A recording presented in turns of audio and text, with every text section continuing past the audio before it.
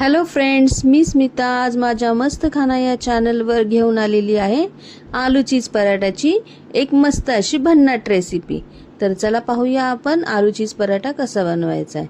प्रथम आपण कणिक मळून घेऊया। गव्हाच्या कणकेमध्ये आपण थोडंसं मीठ टाकणार आहे आणि हे कणिक आपण मळून ठेवणार आहोत। आता मी 3-4 उकडलेले बटाटे घेतलेले आहेत, ते चांगले स्मॅश करून घेतलेले आहेत आणि आता त्याच्यामध्ये मी बारीक चिरलेली कोथिंबीर, बारीक चिरलेला कांदा, अर्ध्या लिंबाचा रस पिळून घेणार आहे आणि त्याला व्यवस्थितपणे एकत्र करणार आहे। आता त्याच्यात मी काही मसाले सुद्धा ऍड करणार आहे। तर त्याच्यात मी टाकलेली आहे अर्धा चम्मच हळद, 1 चमचा मिरची पावडर, चिमूटभर आमचूर पावडर आणि मीठ। आता हे बघा, हे मी व्यवस्थित हाताने स्मॅश केलेला बटाटा आणि हे सगळे मसाले एकत्रित करून घेतलेला आहे आणि याचं सारण आता मी रेडी केलेलं आहे। आता पीठ एकीकडे मी तेल लावून मस्तपैकी छान मळून घेतलेलं आहे। आता त्याची मी पोळी लाटणार आहे। तर आता मी याच्यामध्ये तुम्हाला 2 पद्धतीने दाखवणार आहे की आलू पराठा तुम्ही कसा बनवायचा आहे। तर आता बघा, ही माझी पहिली पद्धत। त्याच्यासाठी मी प्रथम एक पोळी लाटून घेतलेली आहे आणि ते बाजूला ठेवून दिलेली आहे। आता मी सेम तशीच दुसरी पोळी लाटणार आहे।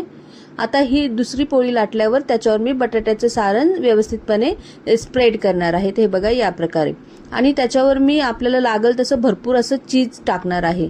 आता तुम्हाला ज्या प्रमाणात हवं त्या प्रमाणात तुम्ही चीज टाकू शकता।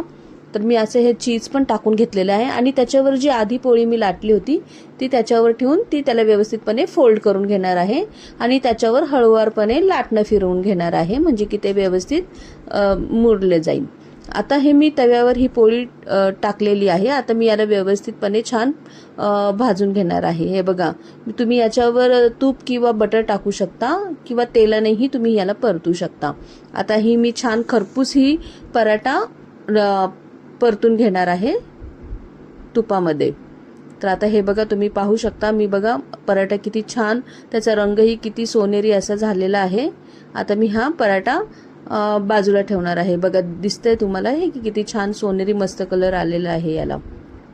आता ही झाली माझी पराठा बनवण्याची पहिली पद्धत। आता मी तुम्हाला दुसऱ्या पद्धतीने पराठा कसा एकदम इझिली बनवता येईल ते दाखवणार आहे।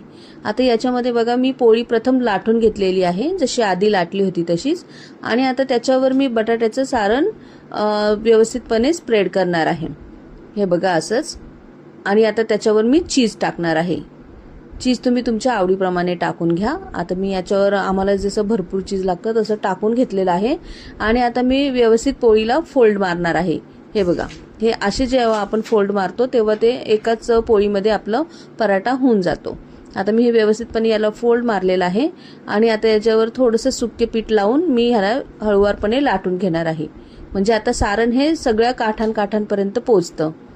आता हे बघा, हे हळूवारपणे मी पराठा लाटून घेतलेला आहे आणि आता हा मी तव्यावर भाजायला टाकणार आहे। हे बघा, एकदम असं जास्त पातळी नाही बनवायचं, थोडासा जाडच, कारण सारण आपण जास्त टाकलं ना तर व्यवस्थित लागतो पराठा।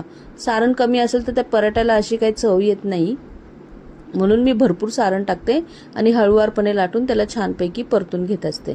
तर हे बघा, तुम्हाला दिसत असेल सारण हे सगळीकडे व्यवस्थितपणे स्प्रेड झालेलं आहे। आता मी हे तव्यावर भाजून घेणार आहे।